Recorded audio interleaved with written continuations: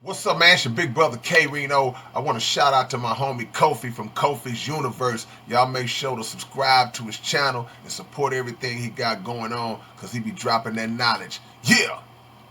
YouTube, salute! King Kofi is back. Yes, yes, yes. And we have the legend, the best in this country, the best in the world when it comes to the bars, when it comes to the rhyme scheme, when it comes to the barology, when it comes to the wordplay, the lyrical wizard. Like I said, I mean, I compared him to Roy Jones, but we talk about current fighters. We can say John Jones in the MMA. We can even say Terrence Crawford because he'll southpaw switch on you in the middle of the fight in the rhymes. The legend, the great K-Rino. Brother, thank you, man. I appreciate being here in Kofi's universe, brother. I appreciate the invite, the love.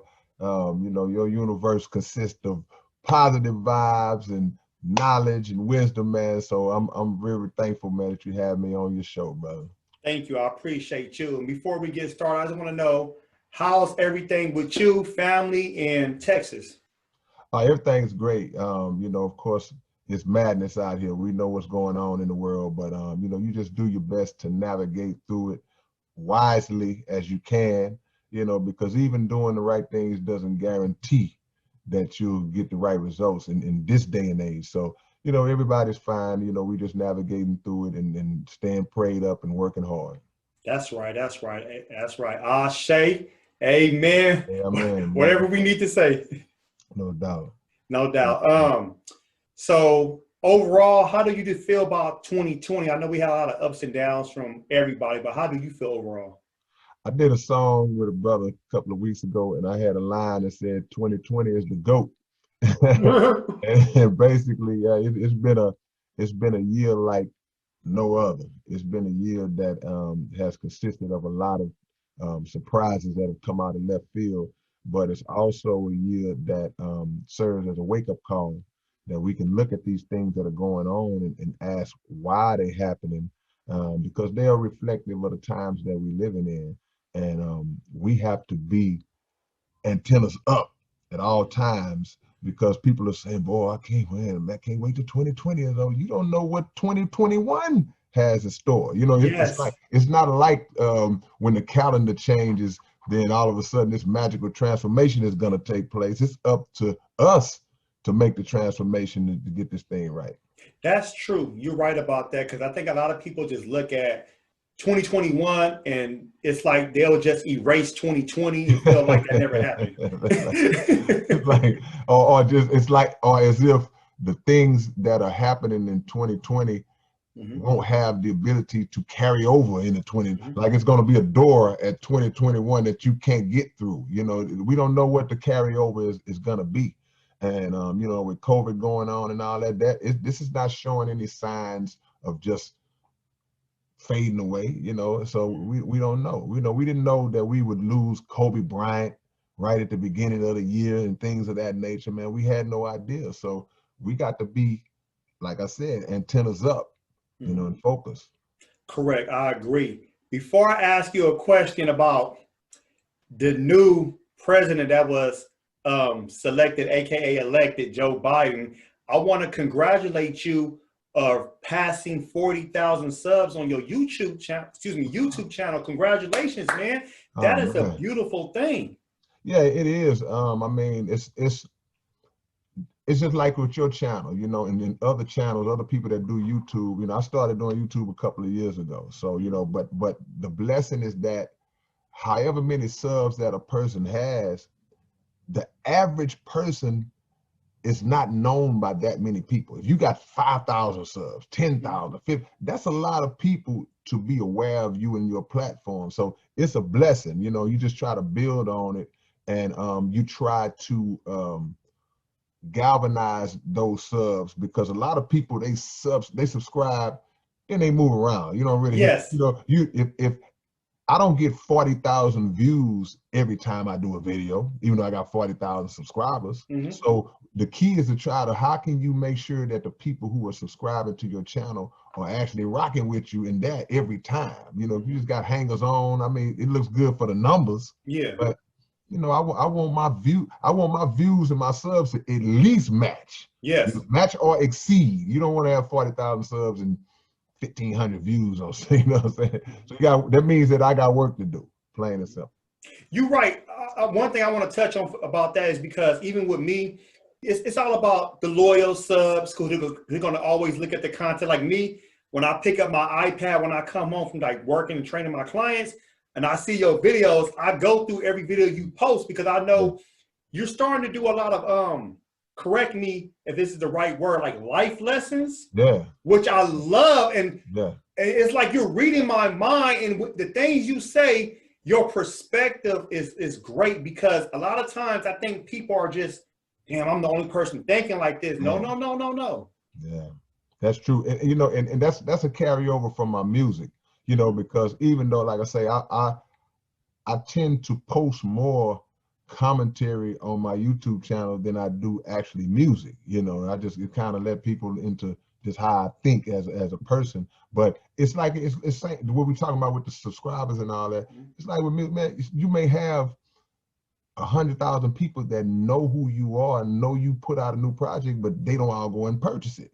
You know, so you have to try to consolidate that. But I am trying to get more into more life things, and I guess finding my lane on YouTube and more advice type stuff, you know, just say, hey, man, because I always mention, look, if it's something y'all want me to talk about, mention it, I'll go through it, and if I know about it, I'll speak. If I don't, then hey, man, that's not my area. But yeah, you wanna use the platforms wisely in order to be a benefit to people and help them not be on no foolishness. Yes, and make sure y'all subscribe to K-Rino's YouTube channel, The Real K-Rino, y'all. I mean, I know y'all love him as an artist, don't get me wrong, but he's a mentor, motivational speaker. Like, he's all that in a bag of one. Even if you know him through his rhymes, it's just he gets very personal on some other things that I think you will be able to enjoy, because sometimes we wonder, like, I wonder what how this artist think. Well, you have firsthand right there. So make sure y'all subscribe. I will have all that information in the description and in the comments for y'all, so y'all can subscribe to his channel while y'all watching this interview. So a question, and you know what too, and that works two ways too, because there are people who are really interested in hearing how you think outside of music, but yes, other people, they don't like it. It's like, oh man, you know, I didn't know you felt that way. I've been listening to your music for years, and I didn't. It's like, no, well, you haven't been listening to my music, is what the key is. So it works both ways, but you just be yourself unapologetically, and you just let it rip.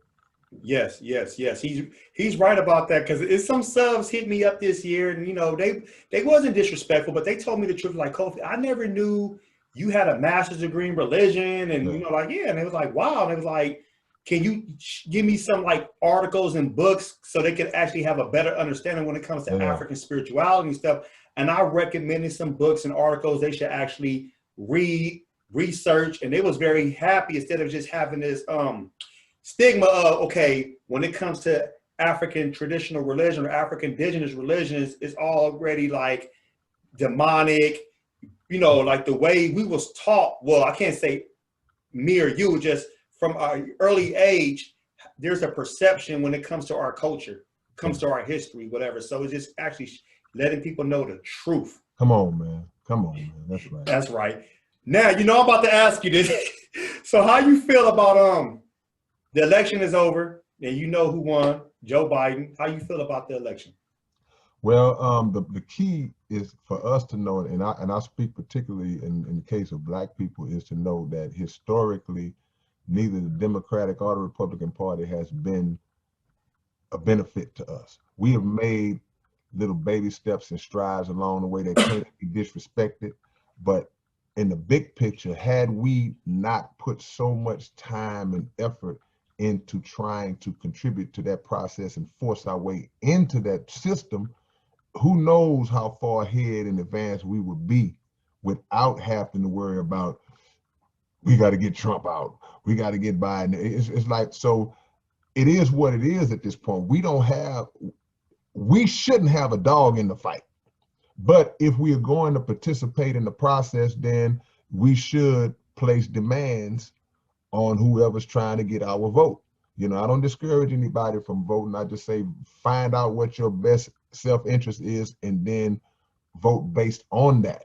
So if America is on God's radar to be wiped out and destroyed, it's not gonna matter if it's a Republican or a Democrat, unless they humble themselves and do right by these original Black people who they've oppressed and destroyed over all these centuries, man. That's what my focus is. Okay. Thank you for even breaking that down and give me your the focus, because I think a lot of people would like to hear from you, especially me too, because like I said, I'm a big fan, but at the same time, I respect the things you experience and things you see. And another question I have for you, and I think a lot of people would like to know, what are your thoughts about the racial injustice in America today, and compare that from the 1960s, where we had the civil rights and Black Power movement, to 2020s now, even though it's 2020, but we're approaching 2021. Right. Well, the civil rights movement from the 60s and that time period, they laid the foundation for us to be able to enjoy some of the freedoms that we have today and some of the things that we are able to do today. And but on the same token, I think that we have to be respectful to that time period of our brothers and sisters from the 60s, because they went through more than we went through, especially openly and outwardly, where they would just spray you with water hoses, sick dogs on you, beat you, spit in your face when you're doing sit-ins and things of that nature, hanging Black people like it was just nothing, and then and a hanging would be a ceremonial event. They bring the whole family out and cook food and all that. So we, in our generation, we don't experience it in that form, but it is modern day lynching when you see a George Floyd, when you see Tamir Rice, and when you see different brothers and sisters that have gone through these same things at the hands of law enforcement, and then to compound it with justice, receiving no justice from the so-called justice system, when we're in an age where it's video and everything. So at that point, we have to be tied in more to history, and again, have the understanding that we have suffered these same abuses under Democrats, and we've suffered these same abuses under Republicans. So at what point do we just say, you know what, these people will never be able to live in peace, they're not going to ever do right by us, we need to move away from that, separate from that, and start building our own? Yes, you're right. And I feel like, to me, when we get like forced to say, like, this is what's going on in this country, I feel like it should be this paradigm shift for our people to realize it's for us. Like, I take on Booker T. Washington's like philosophy. We're gonna do it ourselves. We don't need their help. We can do it ourselves. No doubt. We can do it ourselves, because I feel like the codependency we have with this country is always keeping us in the point, like, okay, they're gonna change, they're gonna do something to make us better. They gonna make some type of bill, y'all. Trust me, we know they got a heart, but it's like, well, why we gotta wait around? How about we just go do it ourselves and do what we need to do? So we don't gotta worry about they make a bill or not. Go ahead. Go ahead. Oh, I was just saying, because I mean, from my perspective, from my research, even like Dr. Claude Anderson even said, like, we have to do for self first before we want them to do anything. And there's levels to everything in the political system. Right. We have made the mistake, and I'm not saying this from a perspective of condemning us as a people. It's just the kind of heart we have. We've made the mistake of trying to love the hate out of these people. And you're just not gonna be able to do it, because there is a nature that exists in them that is not gonna ever do justice by us. So we feel as though if we just keep on just showing our love inside and showing our humility and killing them with kindness, then sooner or later they'll wake up and magically go, you know what, we're gonna do right. And that's just not gonna happen. So the same thing that the Asian people do, the same thing that the Arab people do and other cultures do within this country. I'm not talking about where they are. You see a Chinatown in every major city in America. They don't ask for permission. They don't wait and try to get loans and all that type of stuff. And then if they don't get the loan or something, it just destroys the whole vision. They collectively come together, pool their resources, buy up land, work within their own cultures, and build communities. Yes. So you see banks, you see grocery stores, you see all of these things established. And more importantly, there's no political affiliation tied to it. You never hear any of these candidates that are running for president focusing on the Asian vote. It's always the fight for the black vote. Yes. Every time. So at some point, we have to look at that as understanding what our value is, because we have value even when they hate us. They recognize that there's a value that they can exploit because they know that we've been fighting so hard to be a part of the process to where they say, okay, we'll figure out a way to manipulate them. So we gotta do for ourselves. You know, you mentioned Dr. Claude Anderson, the Honorable Elijah Muhammad. It goes all the way, Marcus Garvey. All of these brothers have instilled that principle over decades. When are we gonna do for ourselves? And it's not to say that we've never done it, because everybody's familiar with the Black Wall Street, and there have been other towns and situations other than Black Wall Street. That's just the one we know. So we've proven we can do it. But once we started getting caught up in the spell of integration and wanting to just feel as though somebody else's ice was colder than ours could be, then we lost the mind and the will to have those things that other communities have. We got to get back to that. Correct. And can you name any books you've read, or any like maybe YouTube videos or like lectures or speeches, just in case anybody that comes across this video that's maybe like unaware of like where he's getting this information from? How did he know this or that? Yeah, my book collection is not a vast, deep book collection. My book collection mainly consists of books from the Honorable Elijah Muhammad. My lectures are mostly Minister Farrakhan, because those are men who, in my humble opinion, they encompass the totality of all of the things that we talk about, all of the information that we speak on, and what we need to free ourselves. So, I'm reading Message to the Black Man. I'm reading How to Eat to Live, Our Savior Has Arrived. I'm watching Minister Farrakhan's lectures, because there's nothing that we can think of that we need that they have not spoken on. And it's not to say that other great brothers and sisters have not, but that's just my source that I pull from. Okay, before I ask you about your new album, can't wait to talk about that. You mentioned Minister Louis Farrakhan. And in the last maybe 2-3 months, there's been a lot of, his name has been mentioned by a lot of Black artists, celebrities, but they've been standing for him, making sure that Vlad TV, DJ Vlad, whatever you want to call him, because I want to say that he misquoted the Minister Louis Farrakhan, and Royce the 5'9" wasn't having that. So he stood on solid ground saying, hey, no more interviews. Lord Jamar, he's another person that said, nope, not at all. I'm never getting back onto your platform unless you apologize. Right. Godfrey. Right. There could be more people. I just can't probably think of they, names off top, but I know those are the main 3 that really stood their ground. How do you feel about not just those 3 celebrities, artists, mentors, but even more people that actually stand together about standing for the Minister Louis Farrakhan? Well, yeah, you're absolutely right. First of all, Vlad lied on the minister. He didn't misquote him.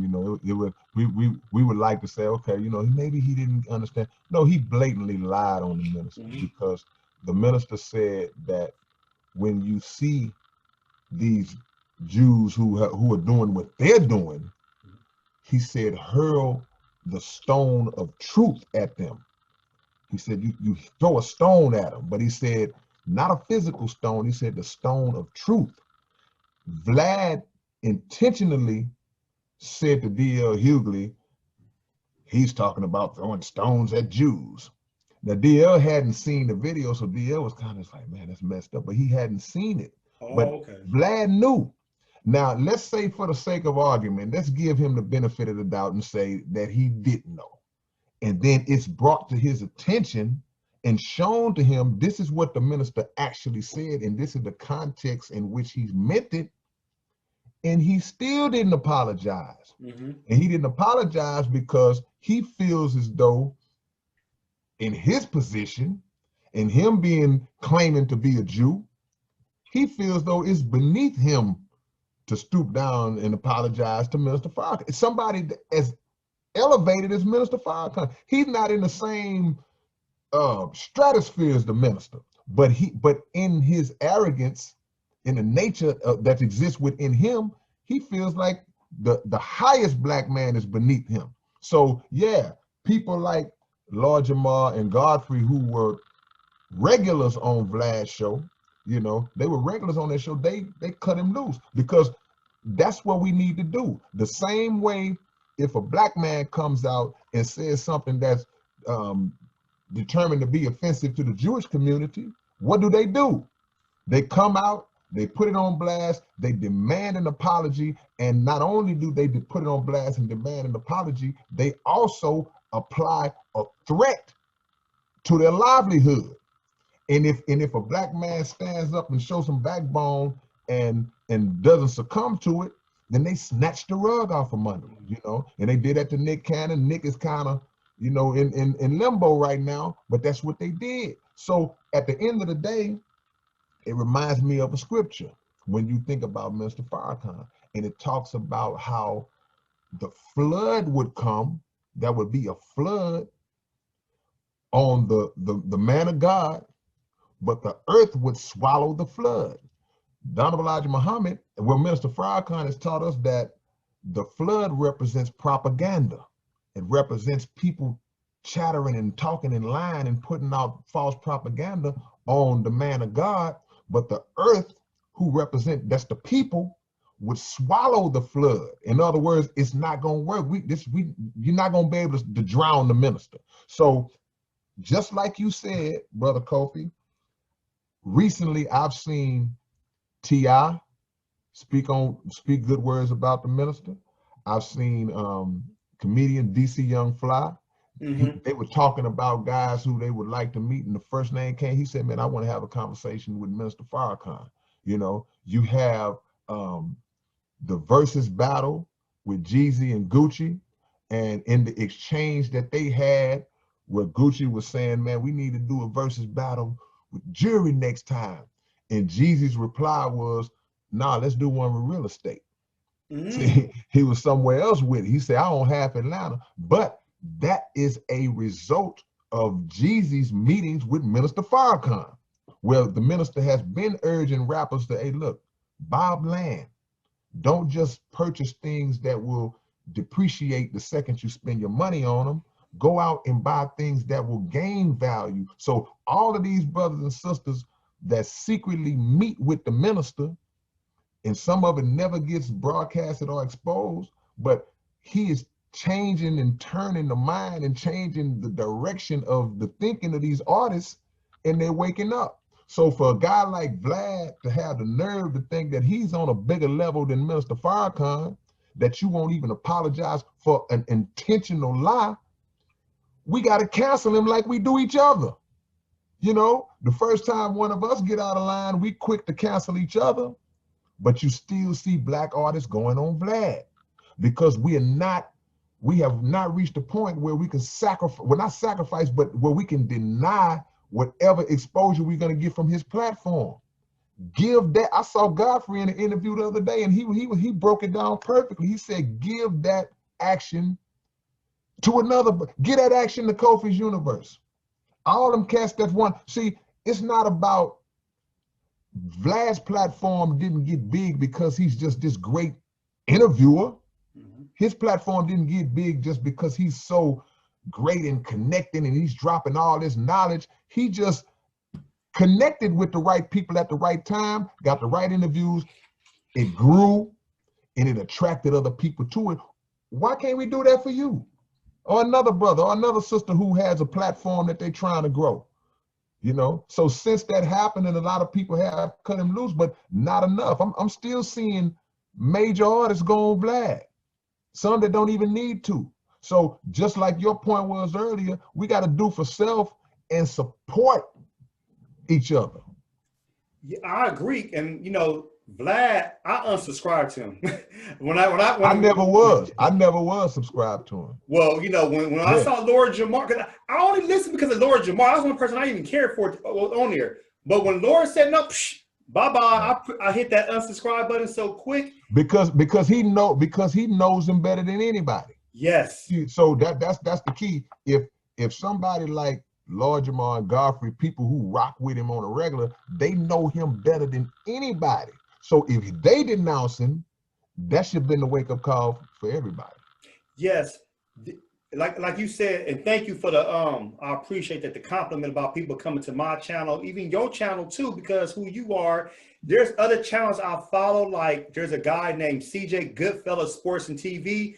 He would definitely like to do interviews. There's a person named Town Business Sports and Entertainment. Shout out to Town. He's out there in Oakland, California, and he's unapologetically Black. So these are the platforms that we have that they can come on our channels, talk, use it. Well, I'm not going to interrupt them. I'm not going to sit there and act like the FBI. No, bull. And what's crazy about that is that we continue to patronize him. And when Black people, we will admit that this dude trying to set people up in his interviews. This dude is trying to get people to incriminate themselves in their interviews. He's trying to get people to tell on other people in his interviews. So why can't we recognize the snakery in that, man? And say, man, hands off this dude. Hands off this dude, man. And we can give that love to other people, because again, just like we were talking about in the doing for ourselves and feeling like that somebody else's ice is colder than ours. It's the same thing. We have this sickness that feels as though Vlad's platform is more official. You know, I'm not gonna ask you if I receive an interview request, I'm not gonna ask you, oh man, how many subscribers you got? How big is your platform, bro? I ain't got time. No, if I have time, or if I'm able, scheduling wise, I'm coming on your platform. I don't care if you got 2 subscribers, because I'm honored that you would even ask me to be on it. You know, so we got to get to the point where everything we do is in conjunction with each other to help build each other. You helping me just by offering me to be on your platform. You know, I'm not the prize, brother. We equal. Thank you. I really appreciate that so much, because like I said, you know, I tell all the subs all the time that when they see these interviews, they get very happy. Like, oh, wow, he came on your channel. And I told them, I said, I do it for y'all because, first of all, y'all already subscribe to me. This is like a bonus of me trying to reach out to the artists, let them know, come on my platform. So y'all get a chance to dive in, like, wow, I didn't know he thinks like that, or she thinks like that. It doesn't matter, male or female. My thing is just to have my platform open, because there's times I see other platforms, outlets, and the artist is not able to talk. And I'll be like, dang, can y'all let them talk? And I understand sometimes you might, you know, y'all both might be talking at the same time, but somebody got to wait. But I don't like when the artist can't really express themselves. It's like they're being like, okay, I'm being, you know, modified to what I got to say. It's like, no, you should be able to say, you know what, I got a problem with this, or man, I got this coming out, whatever. It's like, use the platform, because this is your chance. Somebody's going to see this video as far as an interview, and it's more just in the archives. It's like somebody goes, hold on, I didn't know he had an interview 2 years ago. And somebody goes to it and they see you or whoever else that comes on this platform. So it's always an honor and a privilege to interview not just you, but all walks of life that comes over here. And like I said, it's a blessing. It's a blessing. So when I first started doing my radio show, his brother told me, he said, man, you know, because I was trying to get advice. I've been on the other side of the interviews for years, but never on the other side. Yeah. So he that's the tip he gave me, right? He said,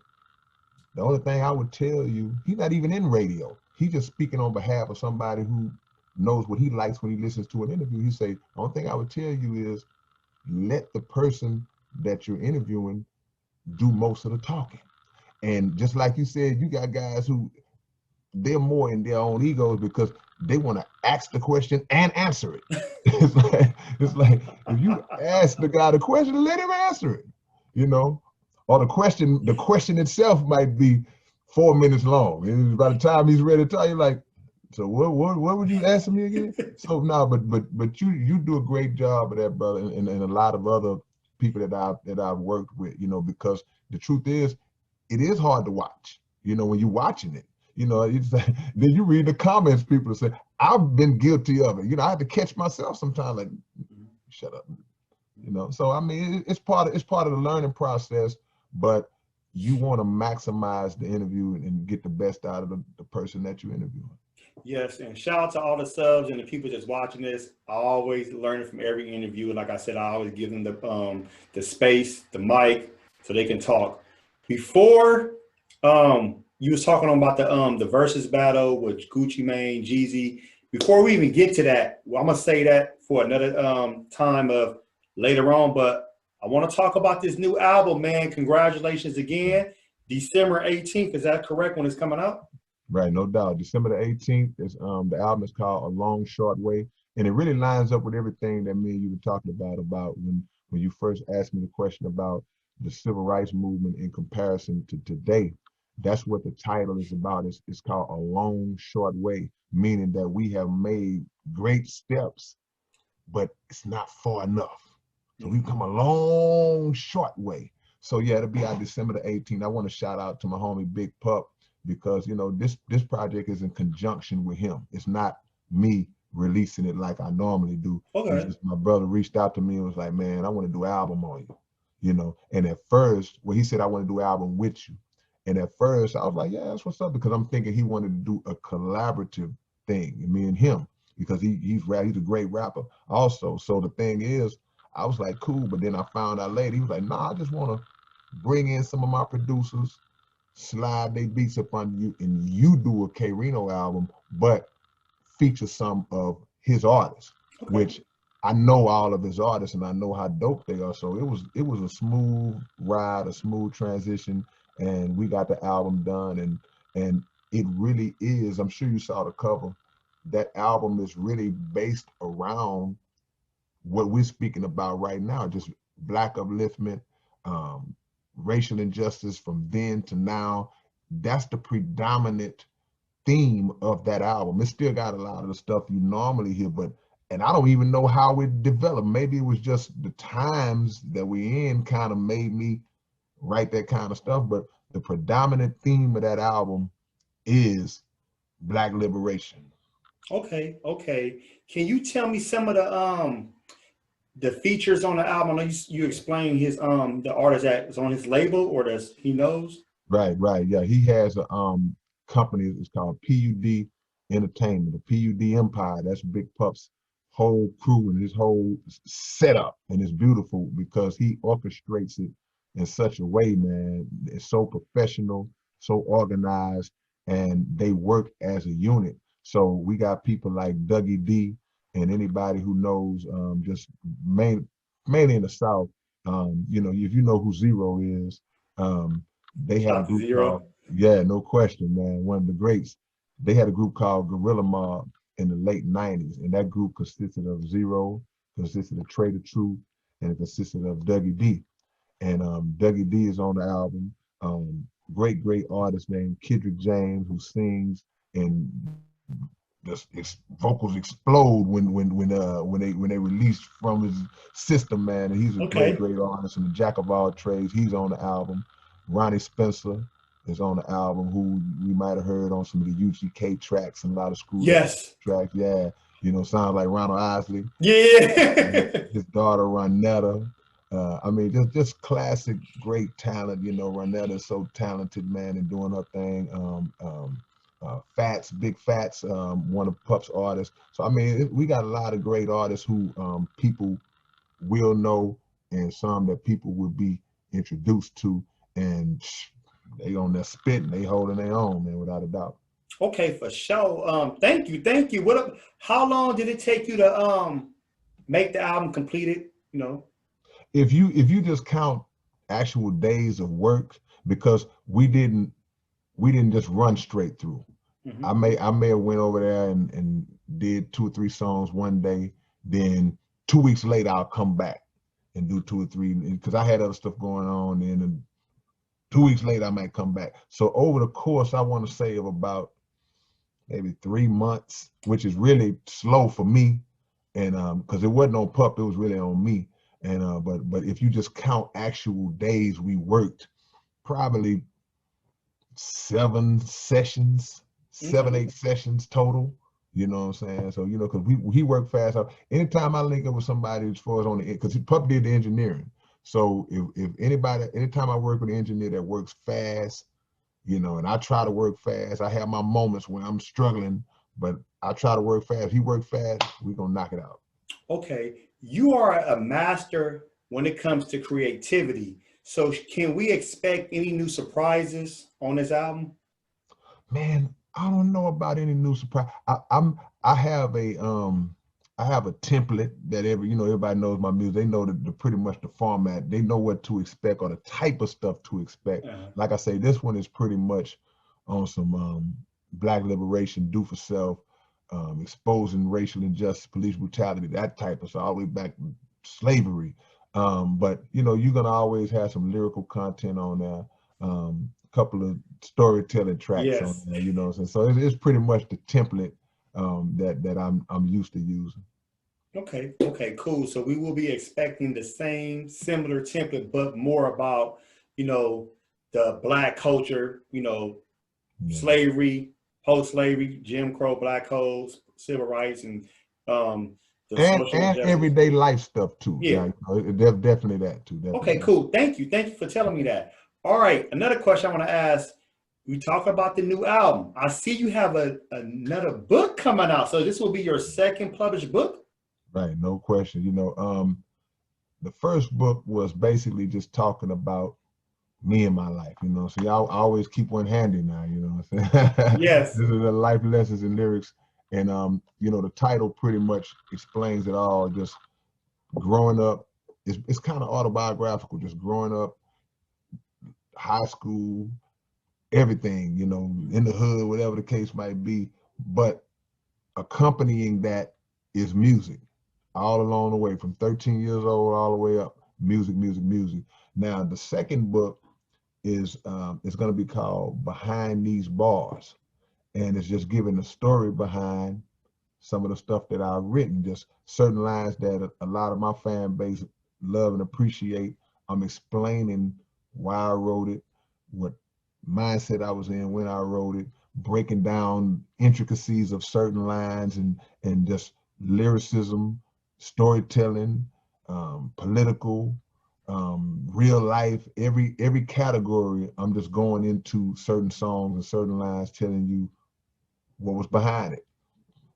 Okay, good. Thank you. I'm glad. I can't wait to cop that book. I got the first one. Please make sure, if y'all haven't purchased his first book, I'm gonna have K-Rino website in the description, everything, so you can get that, man. Let's support, like he said, support our own and support great artists. Like I said, great artists, whatever. So, like I said, he ain't rocking the big old chain and driving down the street in the Bentley. He's doing this for the cause, for the people. Don't get me wrong, he got to eat too. Absolutely, you know, and I think that's the one of the things we got to kind of get understanding on is that it's all right if I see an artist riding around in a Bentley and like you say, got the expensive jewelry and all that.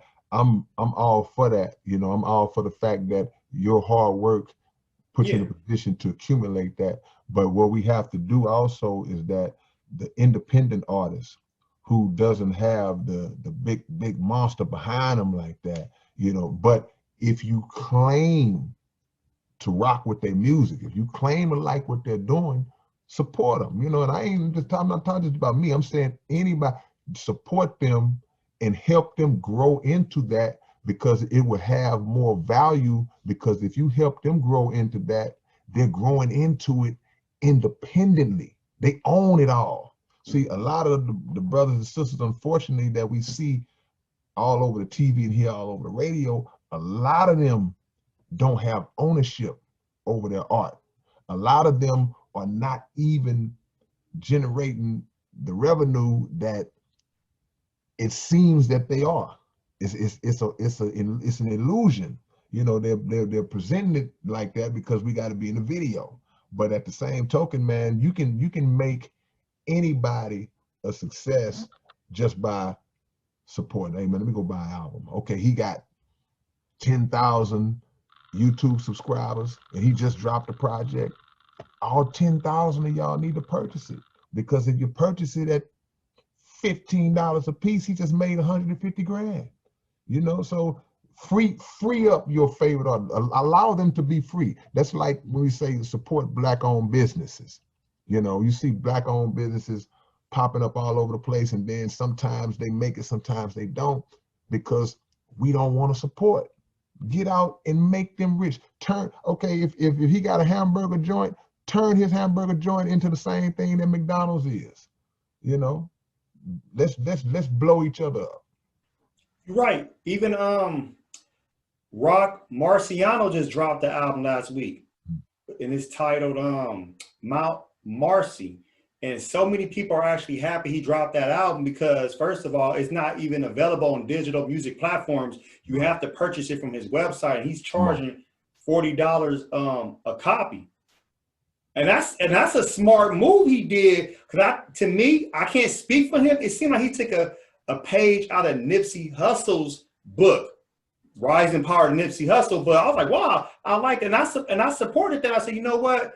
I'm all for that, because, you know, his hard work he's put on the boards and on the mic, and people don't see what's going on. He just want to be paid. That's all it is. Let me say this too. How many of us as Black people will go out and spend $200 on a shirt from a certain designer, a European designer, $1,000 on some shoes, $200 on some shoes, $300 on a pair of jeans? All of these different things that are made by designers that don't care nothing about you. So, and we will actually brag on how much we spent on it. We'll say, man, fool, I spent $400 for these jeans. I spent $8,000 on this watch, from a designer who could care less about you. So if that brother is selling his album for $40, he really let everybody off easy. Purchase that man's album for $40. See, we can't make the mistake of going, man, $40 for an album, man, it better be the jam. And when you were saying that, I was thinking about Nipsey in my head, because he set the standard for that. Before I even knew who Nipsey Hussle was, that's the story that I heard about him. Like, this one brother came out. How much was it? Somebody said it was $100 per mixtape. Man, look, at the end of the day, to me, that's a small price to pay, man. Because even if you may not be doing it, you may not be supporting it for the music itself, you should support it just for the idea. Because this Black man has come up with this, to me, ingenious idea. I need to support that. Just to, you know what? I'm gonna help him get there, wherever he's trying to get. Because if it's $100 a piece, if 1,000 people buy it, drop that 100, do the math. Do the math. We need to rejoice and celebrate in making each other rich. I want you to be rich. I'm not looking at you like, oh man, I want you to get whatever your idea is, your vision is. I want it to manifest itself, man. That's how we gotta be, man. Yes, yes, yes. I agree 100% with that. Support each other. You know, all we have is each other. And like I said, artists like you, Rock Marciano, John Connor from Flint, Michigan. He's been on my channel. Cambada has been on my channel. There's been certain artists that's been on here and they're independent. But some of them, you know, they finally maybe got like a small record label now. Even Razcast has been on here and he's kind of going the indie route too right now. But we got to support these artists because, you know, at the end of the day, you know, we love their music, but if we love them, it's more than the music too. It's more about them. They can continue to release content, give us content. Because, you know, at the end of the day, yes, going on tour, but right now that's on pause unless you go across country. I mean, excuse me, overseas, whatever. But let's support the artists, man. Like I said, don't get me wrong. I know sometimes we might not have the money, but even if you just go and follow them on social media, y'all ain't got nothing else to do. Y'all follow the you know, the women in bikinis, you know what I'm saying? I ain't knocking y'all because we all men or whatever, you know what I'm saying? But support the artists. Let's support our artists. I have a question for you. You about to laugh about this question. Because since we're talking about your new album, we're talking about the production, the features, and we're talking about your book. Somebody mentioned this on your Facebook group, the 24/7 K-Rino. If you have Facebook, y'all, please follow his K-Rino group. It's great. People are engaged. They always purchase things for K-Rino, and it keeps you like, you know, people posting lyrics, music, old videos, and talking about, you know, things that K-Rino might do.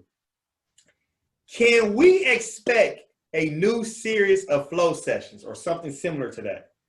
Man, that's one of the questions that people ask. I mean, it would be a continuation of what's already established. You know, I did the flow session. I think I started in like 2010, and it's just all they really are is just a punchline fest.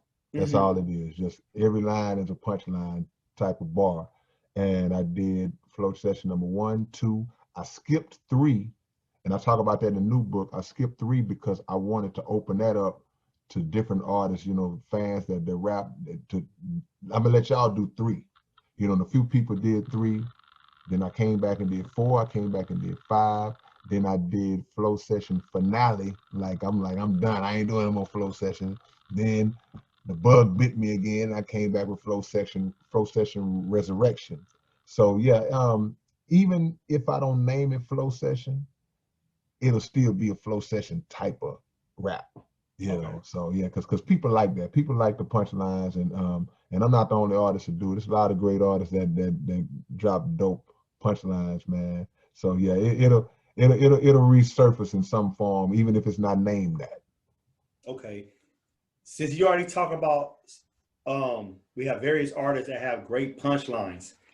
Who are some of the rap artists, MCs right now, you know, that you'd be like, oh yeah, he got it. Like, name some people that you probably either you listen to or you catch him on the song. Like, oh yeah, he's spitting that. Man, I don't listen to a lot of the new stuff, to be honest. So I couldn't say any of the new. Or I always go in the time machine, man. And it's hard, you know. I'm gonna say Big Daddy Kane or somebody, and they're gonna say, man, you going way back. But that's just my era. I struggle to even name newer artists, and it's no disrespect to them, because a lot of them are dope. When I do come across them, I might have to say, who is that? You know, it's like so. But I just don't listen to a lot of it, man. You know, I'm trapped in the 80s and the 90s, man. Straight up. That's cool. That's the era. You know, I love the golden era, and ain't nothing wrong with that. There was one artist I mentioned him earlier, Cambada, that was on my channel this year, and he mentioned you, and he was like, I gotta do a song with him. No, look, I told him in the interview, I was like, we talked. Yes. Yeah. But and that was your connection. You brought that together. And we talked, and I've been dragging my feet because he sent me the song and everything. He already sent me the song, and he comes to my mind at least once a week, because my mind is on it, like, hey man, dude, do the song, you know. And I be having a lot of stuff that I'm doing at the time, but you know, somebody that great, somebody that lyrical, somebody that skilled, I have to honor what I said I was going to do, which I have every intention of doing, you know. So before the year is over with, I will have that song that I need, my verse sent to him, plain and simple. Yes. So many people And on you this hooked it channel. up. You hooked it up. So well, I appreciate both of y'all, because so many people on this channel, when they saw him say it, they went crazy. They was like, he want to do a song, they like both of y'all. They was like, that's gonna be like Rakim and Karis One coming together. And it's gonna happen, you know. It's see, because my thing is, it's like, I'm honored that an MC of his caliber want to work with me. I said the same thing, you know, when I first worked with Cannabis, when I worked with Immortal Technique, R.A. the Rugged Man, Raz Kaz, all these different guys that I have been honored to work with. Then a guy like Kambada comes along, who I really wasn't familiar with his work. His name had been like darting past me, because the same thing, I was getting the same thing. People would hit me on Twitter, people would get in my inbox here and there and say, when are you gonna do a song with Kambada? When are you gonna do a song with Kambada? And I was like, man, I gotta check this brother out, you know. And I remember telling him on the phone, I said, man, I really haven't heard you, but I had listened to a little bit once the connection was made, and I was like, this dude is evil, you know, in a good way. But yeah. And then when I talked to him, you know, he's so humble, so down to earth, you know, just a good spirit of humility. But inside of that lies a killer, you know. And I love that. I love that, man, because, you know, I'm an older guy. I've been in it a long time, man, and I like to see people who still have that passion for just skillful yet murderous lyrics, man. And, you know, he dope, man, plain and simple. Shout out to Kambada, y'all. Always appreciate him too.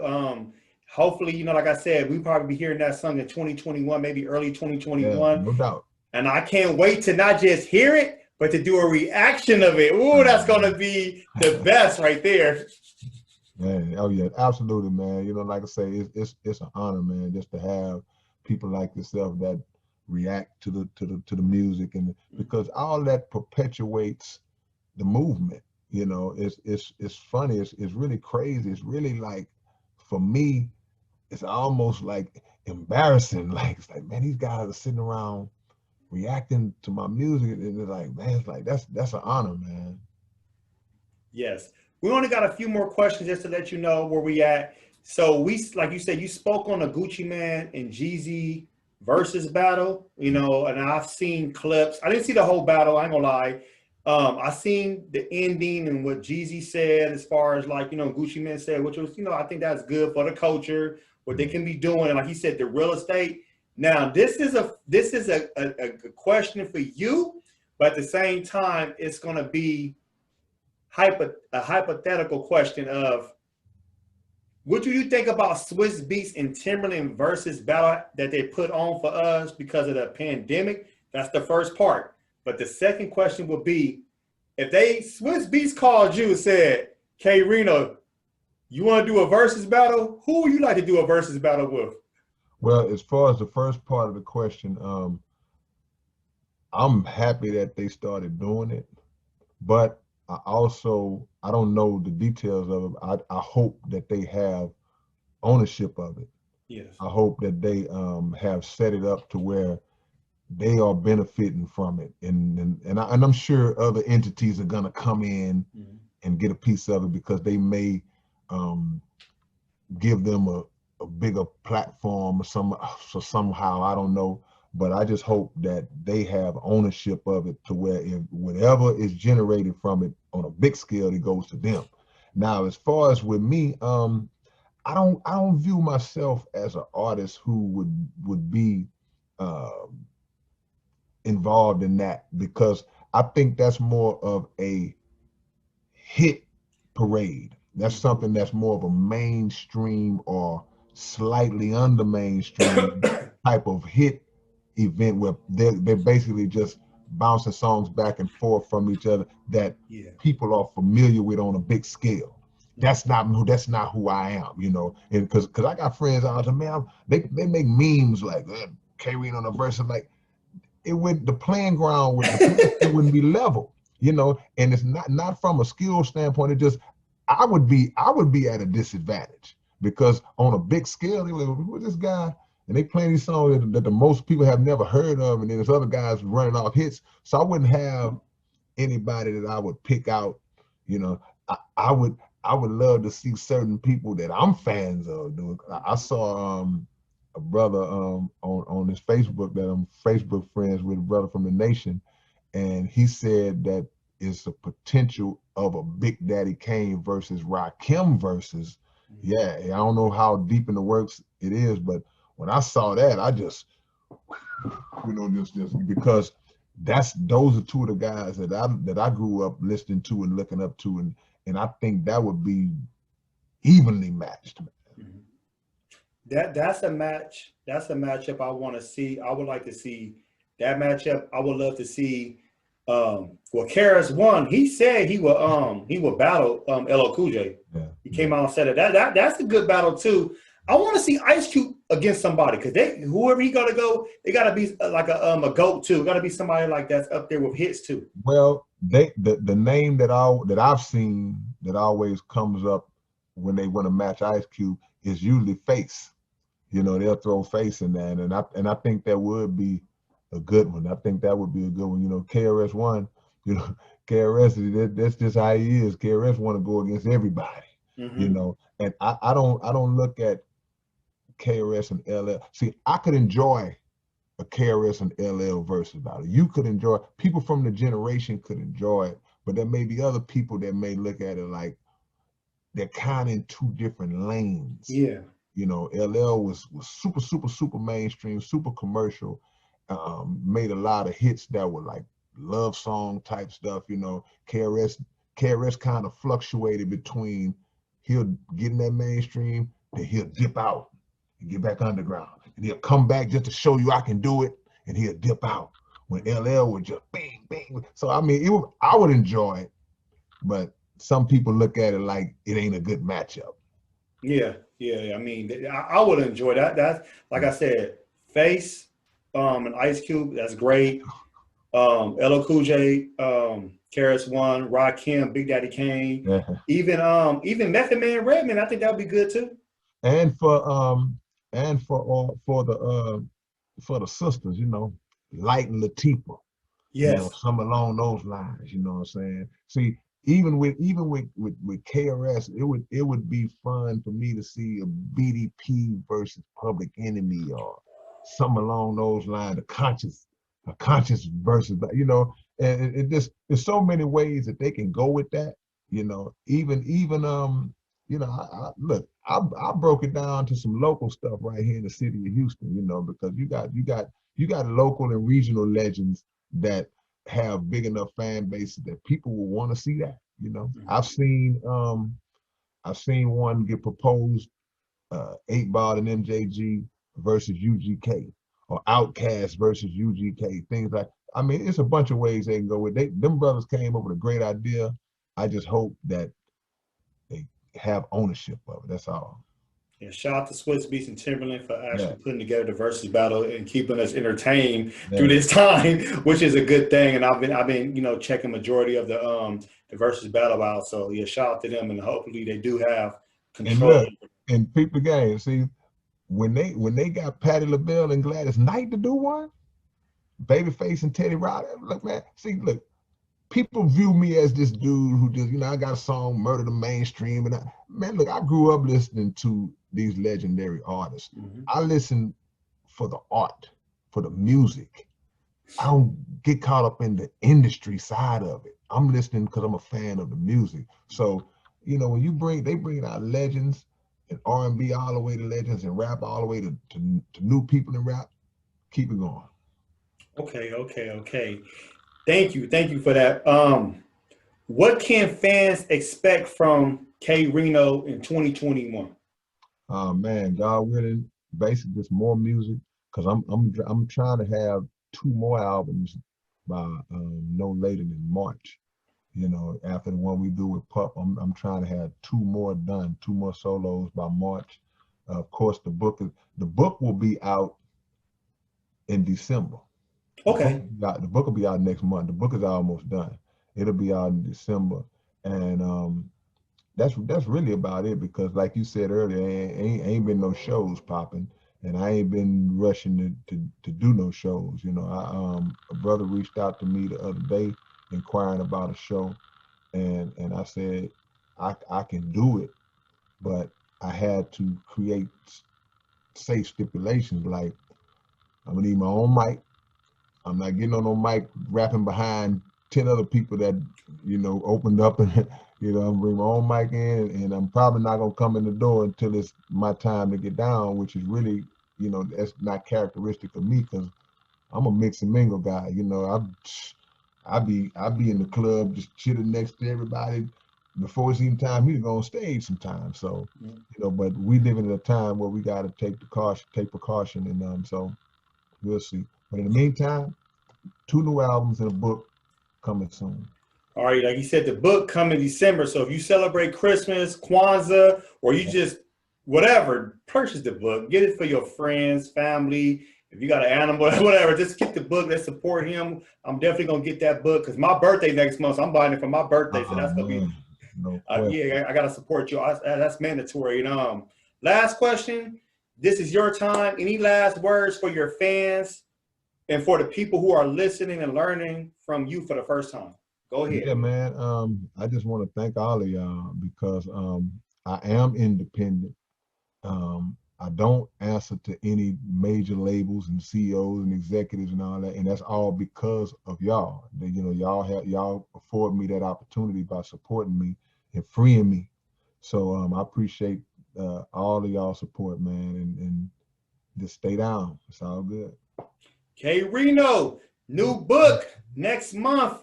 New album December 18th. The review will be up when I hear the album. I already know. And 2 more albums coming at the beginning of 2021 before March, he says. So be on the lookout for that.